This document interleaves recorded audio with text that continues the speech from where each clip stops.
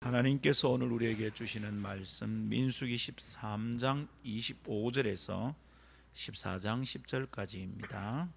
13장 25절 40일 동안 땅을 정탐하기를 마치고 돌아와 바란 광야 가데스에 이르러 모세와 아론과 이스라엘 자손의 온 회중에게 나와 그들에게 보고하고 그 땅의 과일을 보이고 모세에게 말하여 이르되 당신이 우리를 보낸 땅에 간즉 과연 그 땅에 젖과 꿀이 흐르는데 이것은 그 땅의 과일이니이다. 그러나 그 땅 거주민은 강하고 성읍은 견고하고 심히 클 뿐 아니라 거기서 아낙 자손을 보았으며 아말렉인은 남방 땅에 거주하고 헷인과 여부스인과 아모리인은 산지에 거주하고 가나안인은 해변과 요단가에 거주하더이다.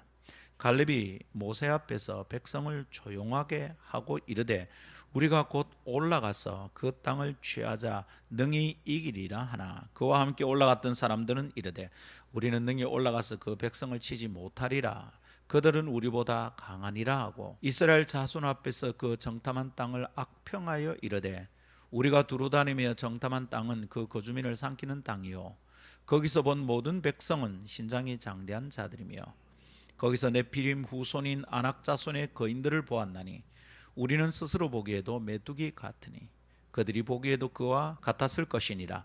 온 회중이 소리를 높여 부르짖으며 백성이 밤새도록 통곡하였더라. 이스라엘 자손이 다 모세와 아론을 원망하며 온 회중이 그들에게 이르되 우리가 애굽 땅에서 죽었거나 이 광야에서 죽었으면 좋았을 것을 어찌하여 여호와가 우리를 그 땅으로 인도하여 칼에 쓰러지게 하려 하는가. 우리 처자가 사로잡히니 애굽으로 돌아가는 것이 낫지 아니하랴.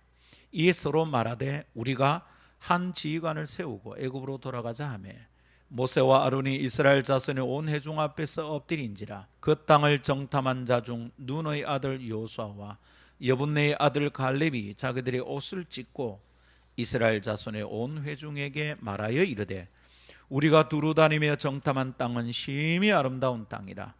여호와께서 우리를 기뻐하시면 우리를 그 땅으로 인도하여 들이시고 그 땅을 우리에게 주시리라. 이는 과연 젖과 꿀이 흐르는 땅이니라. 다만 여호와를 거역하지는 말라. 또 그 땅 백성을 두려워하지 말라. 그들은 우리의 먹이라. 그들의 보호자는 그들에게서 떠났고 여호와는 우리와 함께 하시느니라. 그들을 두려워하지 말라 하나 온 회중이 그들을 돌로 치려 하는데 그때 여호와의 영광이 회막에서 이스라엘 모든 자손에게 나타나시니라. 아멘. 이것은 하나님의 말씀입니다. 하나님의 말씀은 능치 못함이 없습니다. 할렐루야. 컴퓨터를 처음 소유하게 된 것은 대학원 졸업반 때였습니다. 대학원 학위 논문을 작성하도록 아내가 선물해 준 귀한 물건, 우리 집 재산 목록 상위에 자리 잡은 그 컴퓨터와 만든 첫 기억은 아주 강렬합니다. 뭐가 강렬하다는 것일까요? 논문을 날려먹은 사태가 벌어진 것이거든요. 컴퓨터와 같은 종류의 물건을 다루는 데 있어 그때나 지금이나 서툴기가 한결같은 사람이 접니다. 어떤 이유로 그리 되었는지 지금도 사실은 잘 모르겠습니다. 근데 몇 주간을 끙끙대며 작업한 내용물이 어느 순간 다 사라져버렸어요. 지금은 그래도 그런 상황에서 시도해 볼 몇 가지 대책이 생각나지요. 그렇지만 그때는 그저 깜깜하기만 했어요. 방법은 한 가지밖에 없죠. 뭐죠? 다시 쓰는 겁니다. 자판과 컴퓨터를 다루는 것, 어떻게 복사하고 붙이는가 다 서툴던 제가 시계를 몇 주간 전으로 되돌려서 이전에 했던 기억을 더듬어가며 다시 쓰는 것, 그것 말고는 다른 방법이 없었습니다. 기가 막혔습니다. 그래서 모아두었던 자료들을 다시 읽어가며 내가 여기에서 어떤 글을 썼던가 기억을 되살리며 논문을 완성했던 기억이 납니다. 여러분, 그 강렬한 기억, 그 답답한 기억 때문에 작업을 날려먹고 다시 되돌아가는 어떤 일에 대한 트라우마가 제게 생겼습니다. 얼마나 화가 나고 짜증이 나든지요. 여러분 혹시 그런 일을 겪은 적이 있습니까? 다 해놨는데 망쳐버린 것. 그래서 다시 해야만 되던 일들이 있었습니까?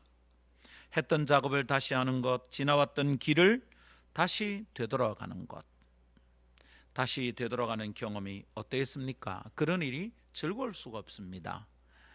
그러면 좋겠다. 다시 하지. 그런 사람 있을까요? 그럴 수 없을 것입니다. 그런데 이상한 이야기를 만납니다. 400년이 넘도록 노예 생활을 하던 지옥 같은 상황을 벗어나서 이제 자유의 나라를 꿈꾸며 행진하던 사람들의 이야기입니다. 새 역사를 눈앞에 두고 있는데요, 이제 드디어 내 땅, 내 나라를 가질 수 있게 되었는데 그 감격의 순간에 세상에 다시 그 노예 생활로 되돌아가야 한다면 어떨까요? 이게 졸업 논문 다시 쓰는 것과 비교가 될까요? 다시 돌아가자고 말하는 사람이 있었다면 그는 어떻게 될까요?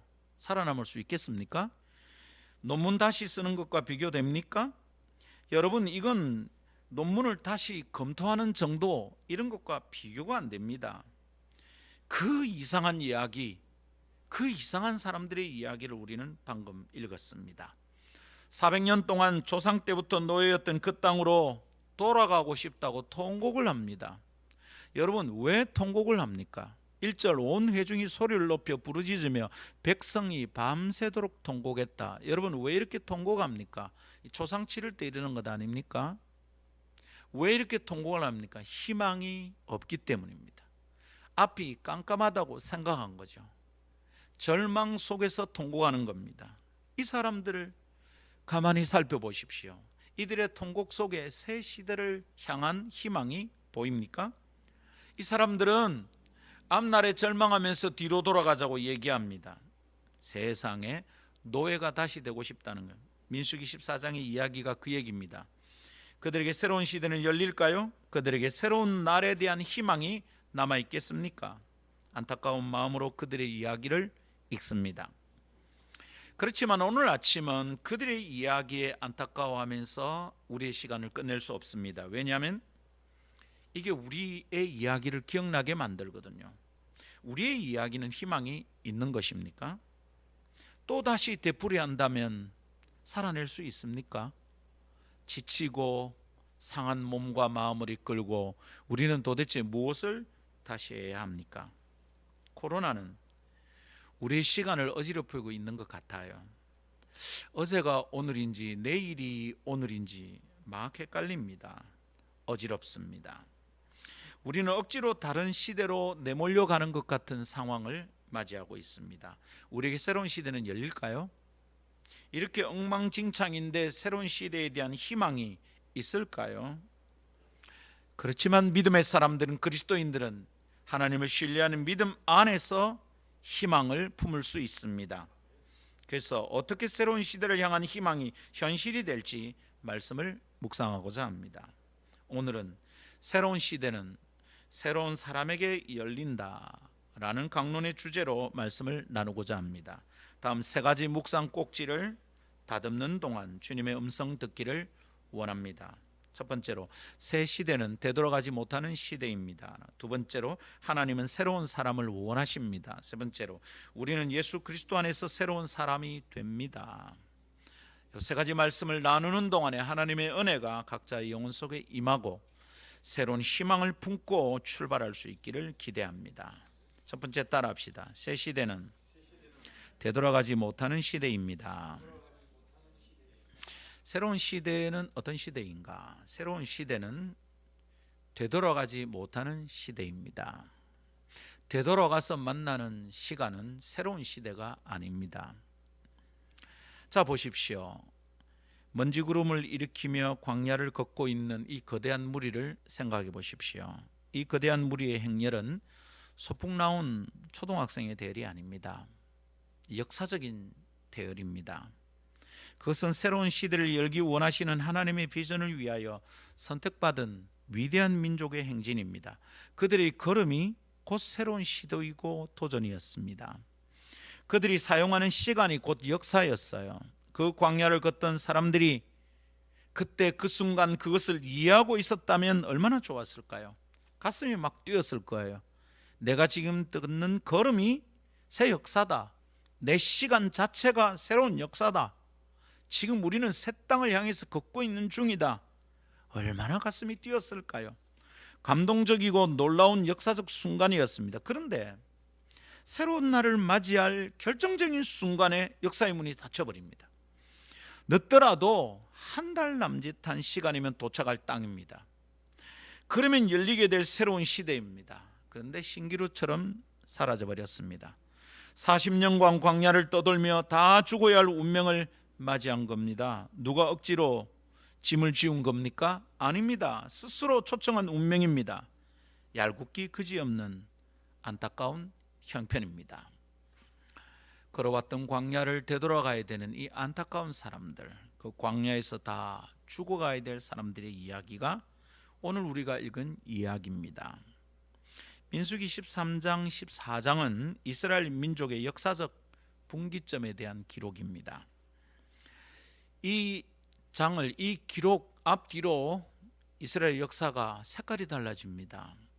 13장, 14장 전에는 희망에 가득 차서 노예로 살던 땅을 박차고 나온 이야기가 기록되어 있고요. 14장 이후에는요, 새 땅을 눈앞에 두고 광야를 40년 동안 뺑뺑 도는 이야기가 기록되어 있습니다. 역사적 분기점입니다. 그 역사적 기록을 관찰하며 오늘 우리는 우리의 희망을 생각합니다. 우리의 역사, 우리의 시간, 내 개인적인 형편을 생각할 수 있습니다. 그들은 왜 40년을 방황하다가 광야의 먼지가 되어 사라져 갔을까요? 왜 그들의 시간은 그렇게 의미 없이 다 사라져 버렸을까요? 이 질문에 답을 하면서 우리의 형편을 생각합시다. 우리는 지난 주일 그 이유를 함께 찾아보았습니다. 뭐였죠? 매우 단순하고 분명한 이유가 있었습니다. 뭡니까? 그들은 새로운 시대를 위해 나온 이집트로 다시 되돌아가고자 했다는 거예요. 새로운 시대를 향하여 희망을 품고 과거와 단절하여 떠났던 사람들인데 그 과거로 되돌아가고자 했다 이 말입니다. 이게 이유였습니다. 핵심적인 이유였죠. 여러분, 새 시대는 되돌아가지 못하는 시대예요. 전진하는 사람들은 뒤를 보며 걸을 수가 없어요. 옛날을 추억하며 새로운 사람을 만날 수는 없어요. 경주하는 자동차는 백미러를 보며 달릴 수 없는 겁니다. 그래서는 승리할 수 없습니다. 그들은 지나온 과거를 돌아보는 것이 아니라 하나님이 주시겠다 약속하신 새로운 땅과 새로운 시대를 내다봐야 했었습니다. 그런데 그들이 새로운 역사가 열리는 순간에 원했던 것은 세상에 애굽으로 돌아가자는 것이었어요. 눈앞에 새 땅을 두고 그들이 간절히 갈망했던 것은 옛날 노예의 시절로 돌아가자는 것이었어요. 이게 말이 되는 소리입니까? 어떻게 되었습니까? 그리고 그들은 희망을 놓쳐버렸습니다. 그들에게 열릴 이제 눈앞의 새 땅, 새 역사는 문을 닫아버렸어요. 새 시대를 광야에 묻었습니다. 그들의 숨결은 광야의 모래바람을 따라 날아가 버렸습니다. 얼마나 안타까운 일인지요. 여러분, 이야기를 듣는데 남의 얘기로 들리지 않죠? 아하, 이거 우리 얘기일 수 있겠구나. 우리 얘기라고 받아들이고 우리가 깨닫고 기억해야 될 것은 뭡니까? 우리가 오늘 붙잡아야 될 명제는 이것입니다. 새로운 시대는 되돌아갈 수 없는 시대입니다. 되돌아가서는 만날 수 없는 것이 새로운 시대의 희망입니다. 우리는 옛 습관을 가지고 새 시대를 살 수 없는 거예요. 우리는 과거의 추억으로 새로운 사람을 만나 사랑할 수는 없는 겁니다. 되돌아가는 것은 새로움이 아닙니다. 코로나 시대를 지난 우리는 코로나를 극복하게 될 겁니다. 극복하고 난 뒤에 우리는 어떤 시대를 맞이할까요? 지금 우리가 생각하고 준비해야 될 것이 있습니다. 우리는 포스트 코로나 시대에 대한 대비를 지금 해야 되겠습니다. 코로나를 극복하고 나면 우리는 어떤 시간을 살게 될까요? 그것은 이전과 같을 수 없는 새로운 시간, 새로운 시대일 겁니다. 우리는 지금 코로나를 지나면서 새로운 시대로 향해 가고 있다 이 말입니다. 우리는 코로나를 통해서 지옥으로 들어가는 것이 아니라 코로나를 지나면서 새로운 시대에 대한 희망을 품게 되었다, 이런 뜻입니다. 새로운 시대가 될 겁니다. 아멘. 전문가들의 말을 굳이 인용하지 않더라도 감이 잡힙니다. 새로움이 막 몰려오는 것 같습니다. 이미 서서히 자리를 잡고 있는 새로운 삶의 양식이 나타나고 있습니다. 이미 벌써 굳어진 삶의 양태가 드러나고 있습니다. 택배, 배달업종, 매출이 급증하고 있습니다. 온라인상에서 학교 수업을 하고요, 회의를 하는 일이 일상이 되고 있습니다. 지금까지는 그렇게 낯설던 용어들이 아주 익숙한 것이 되어가고 있습니다. 줌, 재택근무, 유튜브, 이런 말들이 이제 아무렇지도 않게 사람들의 입에서 입으로 옮겨 다니고 있습니다. 새로워진 겁니다. 새로운 습관이 생기고 새로운 직업이 생기고 있습니다. 이전에 익숙한 시절로 되돌아갈 수 없겠습니다. 조금만 지려운 사람은 지금 벌써 깨달아야 합니다. 아하, 이전으로 못 돌아가구나. 그래서 우리는 새로운 시대를 맞이하게 될 겁니다. 그런데 그 새로운 시대를 예전의 습관으로 살게 된다면 어떻게 될까요? 그게 새로운 시대일까요? 이집트로 돌아가서 살고 싶다던 이스라엘 모습과 똑같은 겁니다. 바뀌어야 되죠. 이대로는 안 됩니다. 여러분, 이전에 익숙하던 시절로 되돌아갈 수 없다는 말이 실망입니까? 아니죠. 지금 실망이 아니라 희망을 생각하고 말할 때입니다.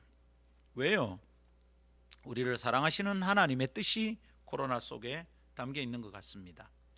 코로나 사태에 담긴 하나님의 뜻이 있습니다. 하나님은 당신의 원대한 비전을 따라 온 우주를 움직이시는 하나님의 운영 계획에 따라 우리를 더 이상 이곳에 두기를 원치 않으십니다. 편하게 앉은 자리에서 머뭇거리는 우리를 일으켜 세워서 새로운 시도로 행진해 나가라고 명하시는 듯합니다. 코로나가 아니면 꿈도 꿀 수 없는 하나님의 요청입니다.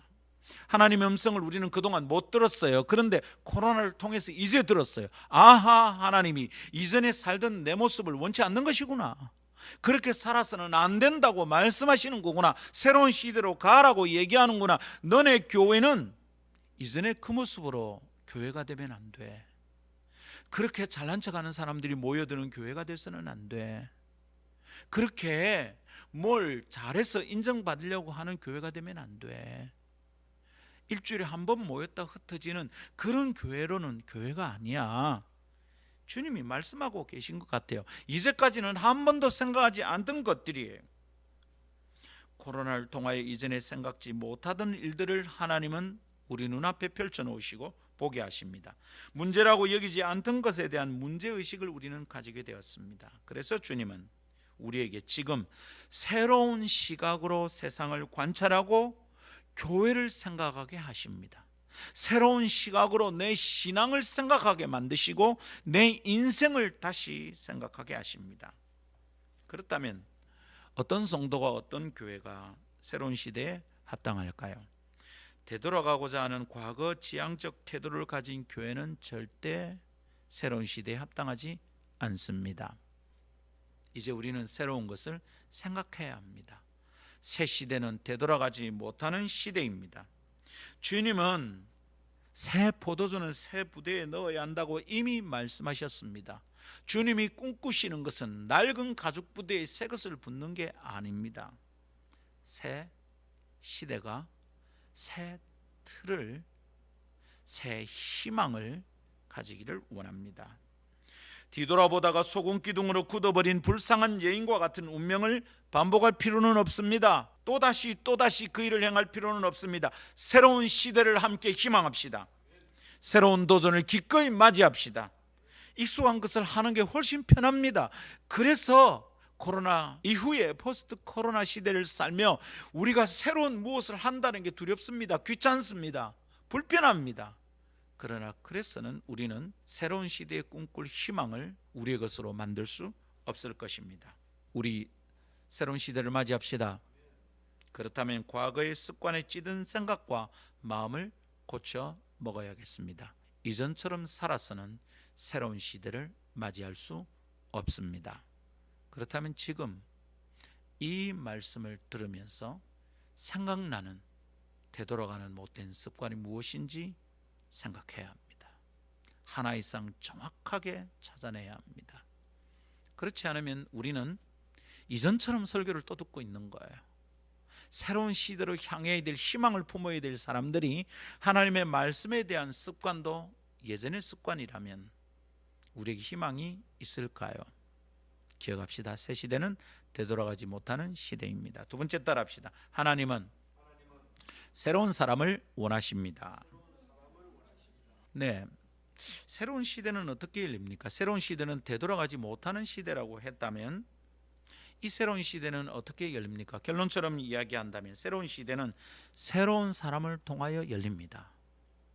과거의 사람이 새로운 시대를 열 수는 없습니다. 최근에 제가 빠뜨리지 않고 보고 싶어하는 드라마 중에 타임머신 같은 기계를 타고 과거로 갔다가 미래로 갔다가 이런 이야기를 다루는 드라마가 있습니다. 여러분, 그런 기계가 있다면 우리는 고치고 싶은 과거로 돌아가서 좀 바꾸고 싶어 상황을, 그런 얘기입니다. 핵폭탄으로 세계가 망하는데 망하기 전 상태로 돌아가서 역사가 망하지 않기를 바라면서 바꾸고 싶다는 거예요. 여러분, 그거 새로운 시대 맞습니까? 제가요, 공교롭게도 새로운 시대를 희망하며 이 시리즈 강론을 준비하는 동안 그 드라마를 보는데 굉장한 인사이트를 얻고 있습니다. 여러분, 돌아가서 만드는 시대가 새로운 시대일까요? 놀라운 것은 그 당대를 사는 사람들 때문에는 그 시대가 바뀌지 않는다는 거예요. 미래에서 사람이 와야 바뀐대요. 제가 가만히 드라마를 보다가 은혜를 받습니다.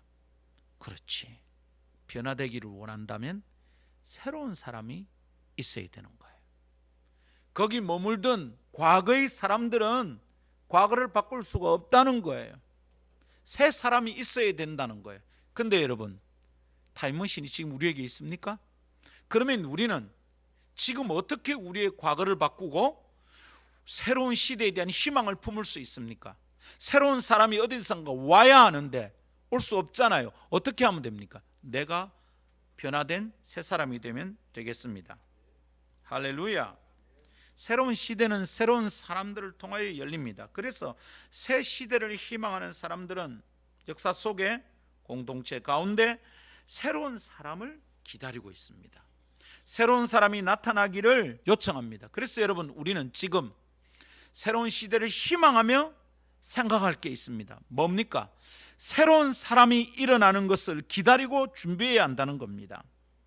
새로운 사람에는 어떤 사람입니까? 새 세대 어떤 사람입니까? 젊은 사람인가? 20세 이상은 다 죽었으니까 광야에서. 그러면 다음 세대네? 어린아이들인가? 반드시 새로운 세대란 나이가 젊은 사람을 의미하지는 않습니다. 젊어도 늙은 사고를 가진 사람은 새로운 시대의 희망이 될 수 없습니다. 늙었다 하나 젊은 생각과 눈을 가진 사람들이 얼마든지 있을 수 있습니다. 마치 미래에서 온 사람처럼 지금 이 시대에 찌들어 있지 않는 새로운 생각, 신선한 아이디어, 새로운 마음을 가진 사람들이 필요한 겁니다. 나이 문제가 아닙니다. 새파랗게 젊었는데 생각을 가만히 들어보면 완전 과거의 상처에 묶여 있습니다. 자기 받은 상처 때문에 꼼짝을 못합니다. 그 상처를 안 갚음하려고 살아가는 사람 같습니다. 너무너무 젊은 사람인데 생각하는 사고방식이 가만히 들어보면 말은 지금의 유행하는 말을 사용하고 유행하는 물건을 쓰지만 사고방식은 완전히 과거입니다. 이 사람 새로워지지 않겠구나. 새롭게 되기를 희망하지만 절대로 새로워지지 않을 사람들입니다. 그러나 나이가 많이 들었는데 가만히 보고 있으면 이분은 생각이 늙지 않았네. 생각하는 습관 자체가 새롭다야. 그런 사람들이 있습니다. 새로운 시대는 새로운 사람들에 의해서 열리는 것입니다. 할렐루야. 자, 이제 다시 본문으로 돌아가 생각해 봅시다. 오늘 이스라엘의 역사적 분기점에서 필요한 사람은 어떤 사람들이었습니까? 떠나야 할 애굽을 떠나온 사람들이 필요했어요. 떠나야 할 애굽에 머물러 있는 사람들이 새로운 시대를 열 수가 없는 겁니다. 이스라엘은 출애굽했습니다. 거기서 탈출했어요. 그러나 물리적 공간으로서 이집트라는 나라를 떠나왔지만 아직 이집트의 습관과 방식을 떠나지 못한 것 같아요. 땅은 떠나왔는데 생각은 떠나오지 못했어요. 애굽은 참 질깁니다. 성경을 읽어보면 애굽이 참 질깁니다. 애굽으로 되돌아가서는 안 된다는 주의 음성이 참 무섭게 들립니다. 출애굽기 14장 애굽에서 막 나왔을 때 하나님께서 이스라엘 백성에게 말씀하셨어요. 너희가 본 이 땅으로 다시는 돌아오지 않을 거다. 이 땅을 다시 보지 않을 것이다. 이렇게 말씀하셨어요. 되돌아가면 안 되는 곳입니다. 떠나야 할 나라입니다. 그 문화와 습관과 그 땅에서 몸에 쩔어있던 노예적 습성은 벗어 던져야 했습니다. 그 옷을 입고 새 나라에 들어갈 수는 없는 겁니다. 그런데 애굽이 참 질깁니다. 애굽을 맛본 사람들은 애굽 지향적인 습성을 지니고 살아요. 애굽을 벗어 던지질 못해요. 이것은 민수기 13장 14장의 문제만이 아니에요. 좀 더 거슬러 가보면 그런 사람들이 또 있어요. 아브라함의 조카 롯, 삼촌을 따라서 애굽에 갔다 왔잖아요. 그 뒤로 애굽이 참 좋았던가 봅니다. 살 곳을 먼저 선택하려는 삼촌의 제안에 롯은 얼른 요단 들판을 골랐습니다.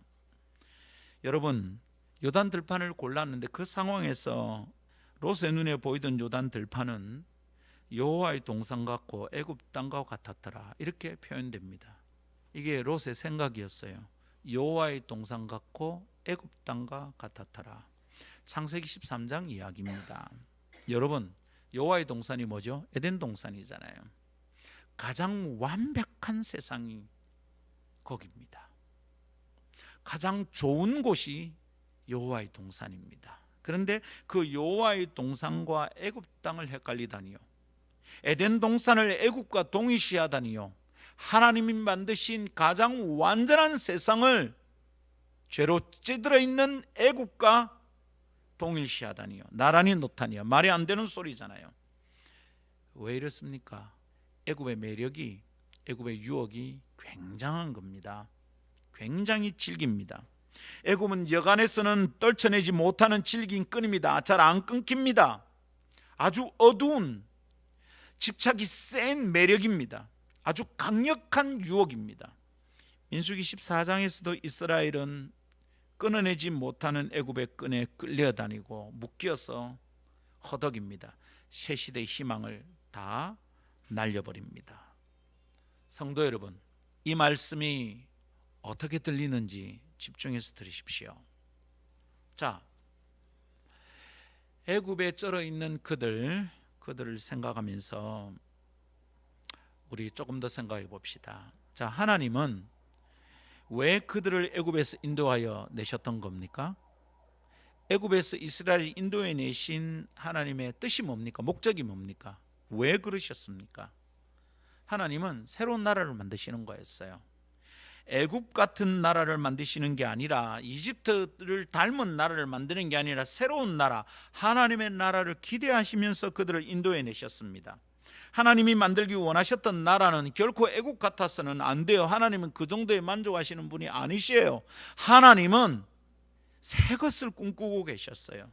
애굽을 닮지 않은 완전히 새로운 나라여야 했습니다. 그런데 그들은 마음에서 애굽을 잘라내지 못하고 있어요. 이게 어떻게 어울리겠습니까?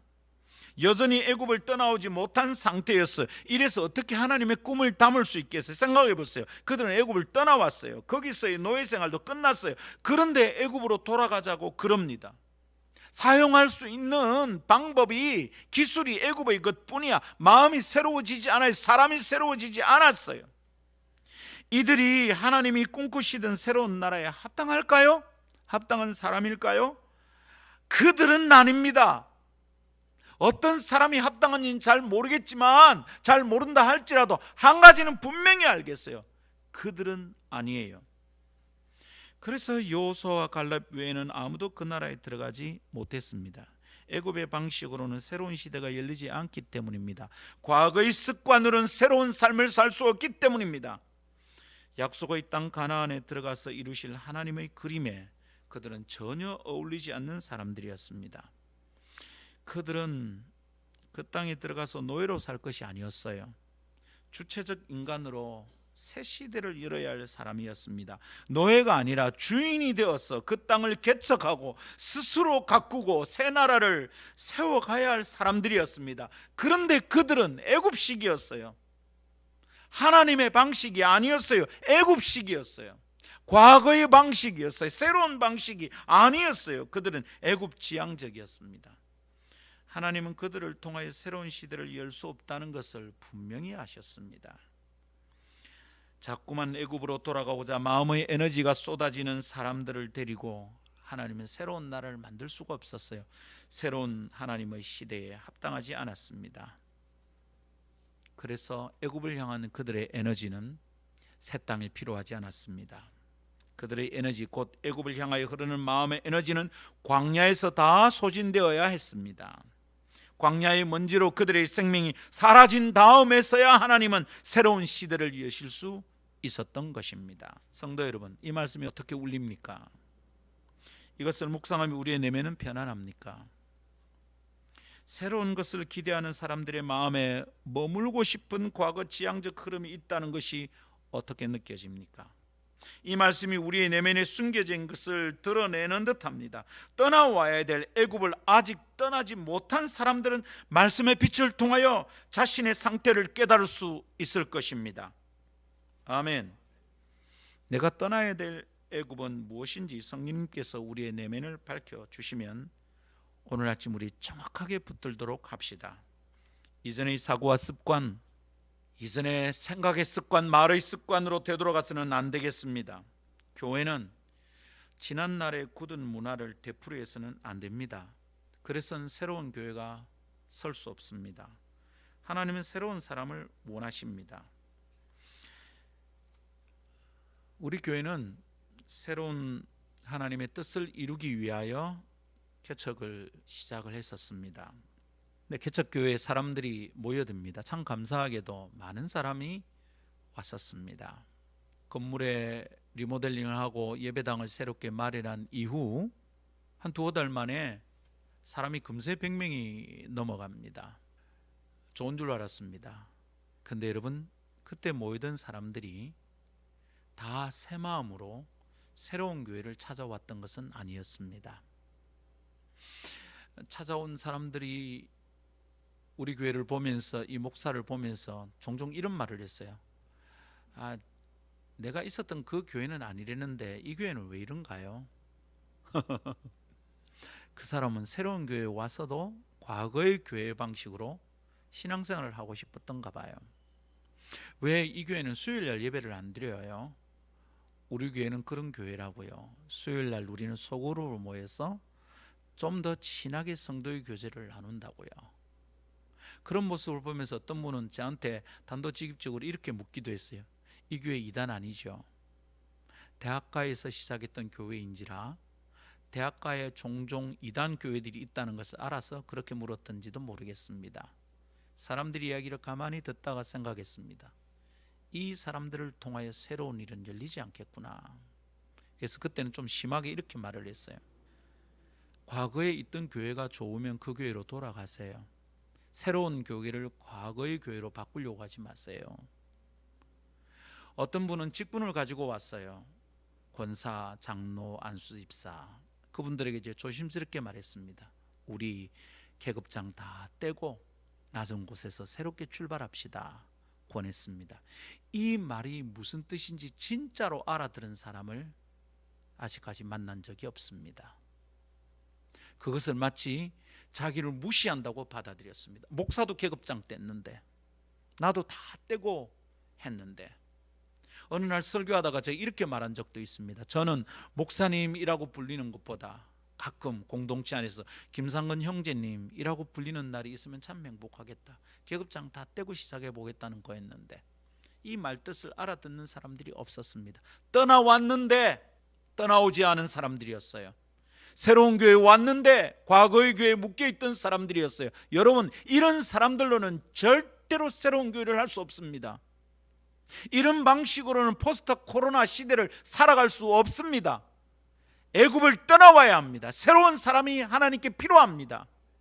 새로운 교회가 하나님께 필요합니다. 여러분, 우리가 여전히 아름다운 교회라는 이름을 가지고 있다 할지라도 우리는 새로운 교회여야 합니다.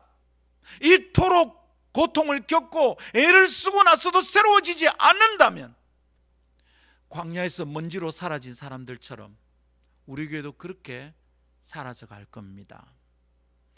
코로나 때문에 숨어버린 분들이 많잖아요. 아마도 숨은 게 아니라 떠난 것 같은 분들도 계신 것 같고요. 여러분, 이제 우리 교회는 줄어들다가 문을 닫아야 될 교회일까요? 만일 하나님께 필요한 새로운 사람으로 변화되지 않는다면, 새로운 사람이 우리 교회에서 일어나지 않는다면 우리는 광야의 먼지처럼 사라져갔던 이스라엘 같은 운명을 되풀이하지 하지 싶습니다. 하나님은 새로운 사람을 원하십니다. 성도 여러분, 우리는 지난날의 굳은 습관과 문화를 되풀이해서는 안 됩니다. 우리 교회가 코로나 이후를 정말 희망을 품고 기대한다면 우리 교회가 이전에 하던 습관들을 바꿔야 합니다. 새로움이 필요합니다. 하나님이 새로운 사람을 원하십니다. 믿음이 있다 그러면서도 하나님의 은혜를 누리지 못하는 성도들의 형편을 자주 생각해 보았습니다. 이분들은 왜 이럴까? 기도도 하는데 열심히 사는데 믿음이 있다 그러는데 왜 이렇게 힘들까? 하나님은 전능하시고 전능하신 하나님 우리를 사랑하시는데 왜 그 하나님의 전능하심을 맛볼 수 없는가? 왜 자꾸 저래 어려움이 되풀이 될까? 생각했습니다. 왜 그럴까요? 떠나오지 못한 애굽이 무엇인지를 생각해 보면 이유를 깨닫게 될 수 있다 믿습니다. 계속 과거를 살고 있는 거예요. 옛날 습관을 되풀이하는 거예요. 끊어내지 못하는 전과가 우리에게 있는 거죠. 영적인 전과, 마음의 전과가 있는 거예요. 해결이 안 돼. 사랑하는 성도 여러분, 하나님의 인도하심을 따라 애굽을 떠나온 새로운 사람이 하나님께 필요합니다. 떠나오지 못한 애굽의 질긴 끈에 묶이고 질질 끌려다니는 사람은 새로운 시대에 합당하지 않습니다. 이래서 못하고요, 저래서 못하잖아요. 그럴 수밖에 없잖아요. 목사님, 이거는 안 되는 거잖아요. 이렇잖아요. 재정이 모자라면 못하는 거잖아요. 질질 끌려다닙니다. 새로운 사람이 필요합니다. 할렐루야. 코로나를 극복해낸 시간은 새로운 시대의 시작이 될 겁니다. 새로운 아이디어와 기획이 필요할 겁니다. 그래서 생각을 짜내고 고민을 거듭해야 되겠습니다. 그러나 무엇보다 새로운 사람이 필요합니다. 새로운 마음이 필요합니다.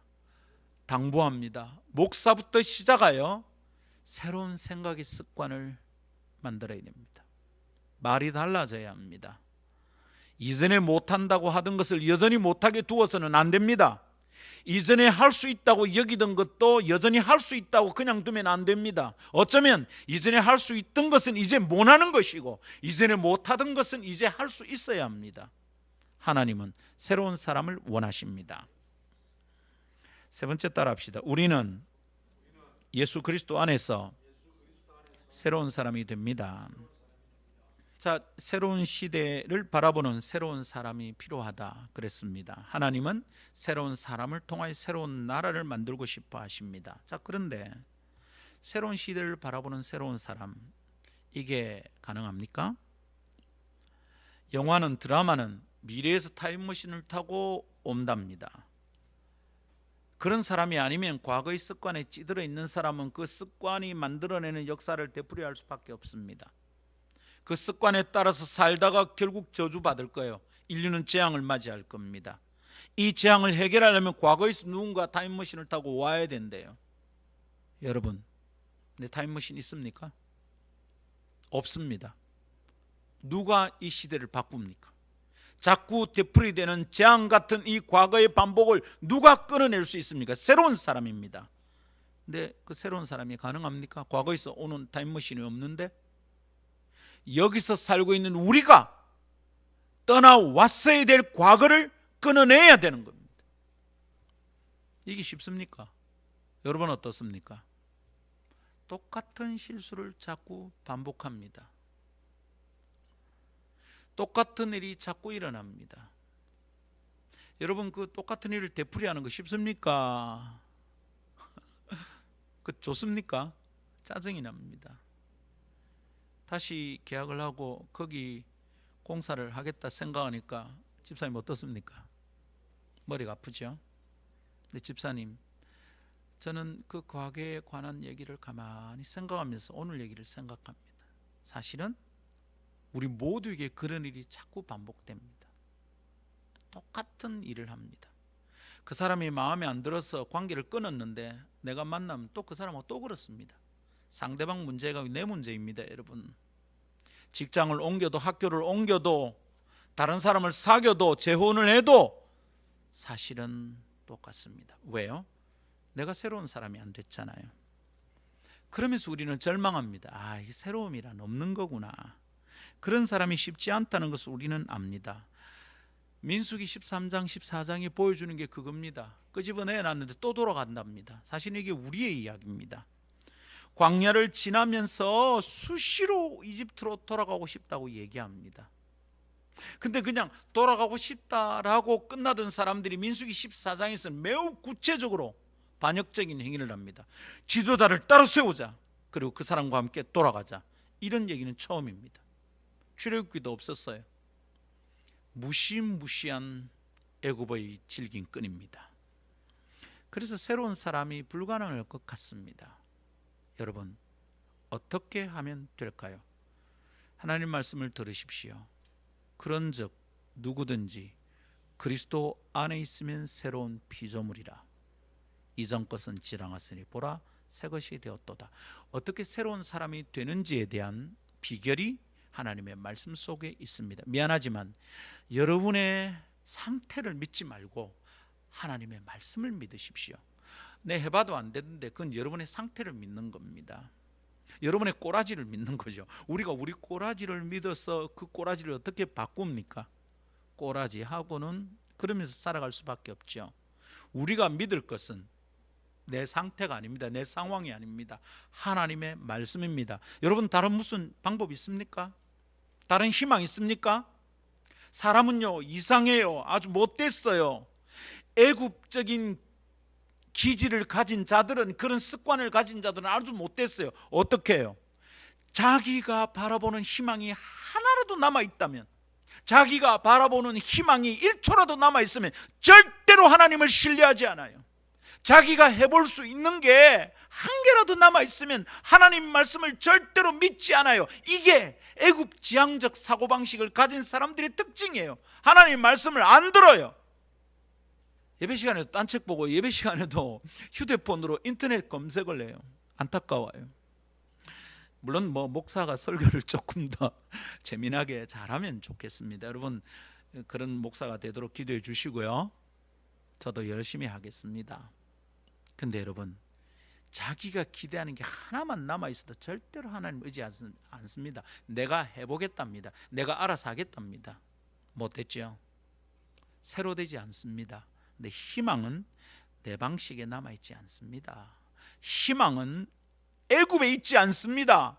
새로운 시대는 애굽을 떠나는 데 있습니다. 그게 너무 어렵잖아요. 그래서 하나님의 말씀을 믿어야 됩니다. 내 상태를 믿으면 안 됩니다. 내가 이래가지고 뭐가 되겠노? 그 사람은 자기의 상태를 믿고 있는 겁니다. 목사님, 제가요 대학도 안 나오는데, 그 사람은 자기 학벌을 믿고 있는 거예요.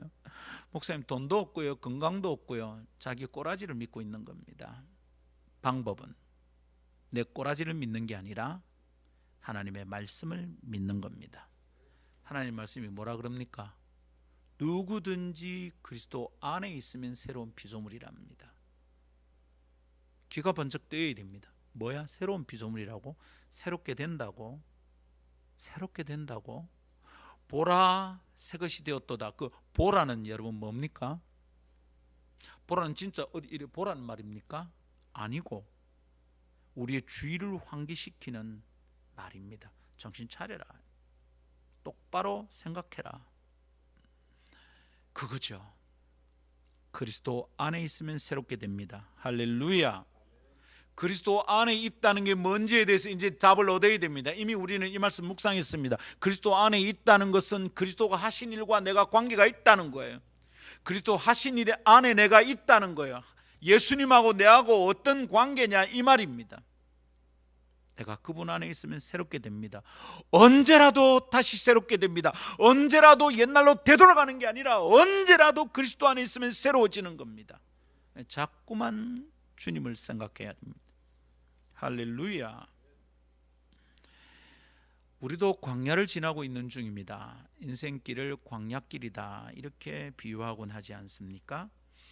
그래서 우리도 떠나왔던 곳을 자꾸 되돌아가려고 하는 습성이 우리에게 있습니다. 애굽 습성입니다.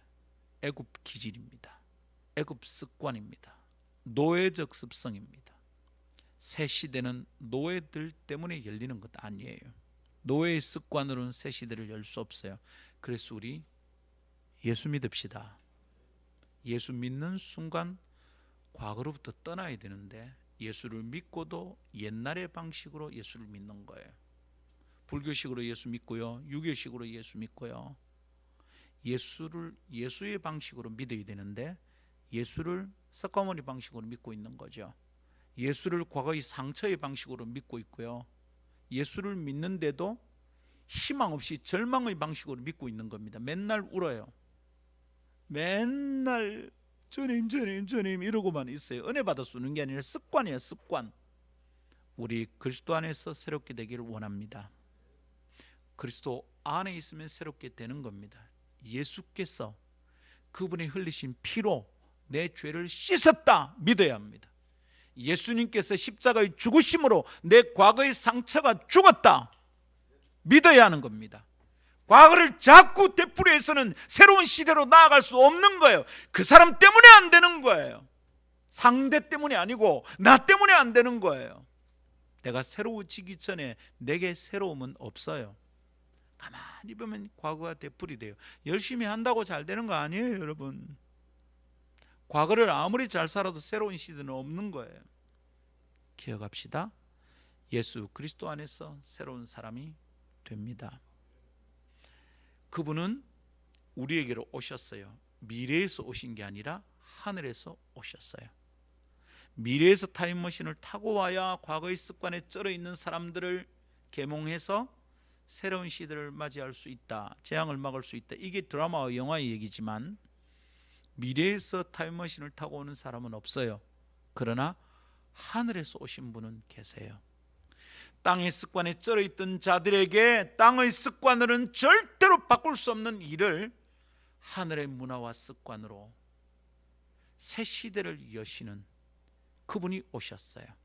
할렐루야. 이 예수님을 여러분의 삶으로 맞아들이십시오. 네, 예수님 알겠습니다. 끝냈다 그랬으니까 제가 믿겠습니다.